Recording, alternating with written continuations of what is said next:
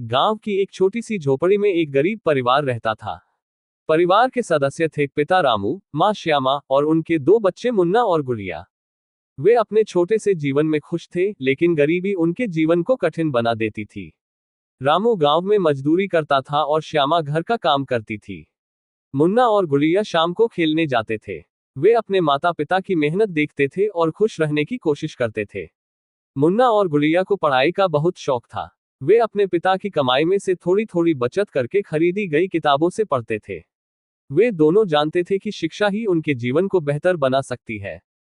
एक दिन मुन्ना और गुड़िया का स्कूल जा रहा था, पर उनके पास स्कूल फीस देने के लिए पैसे नहीं थे।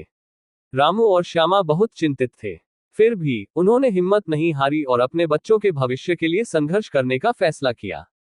रामू ने और अधिक मेहनत करने का फैसला किया और श्यामा ने खेती में मदद करने का काम शुरू किया। उनकी मेहनत रंग लाए। मुन्ना और गुड़िया को स्कूल भेजने के लिए पैसे इकट्ठा हो गए। बच्चों ने अपने माता पिता की मेहनत को देखा और वे अधिक समर्पित हो गए। मुन्ना और गुड़िया ने अच्छे अंक प्राप्त किए और उनकी कठिनाइयों के बावजूद वे हमेशा मुस्कुराते रहे।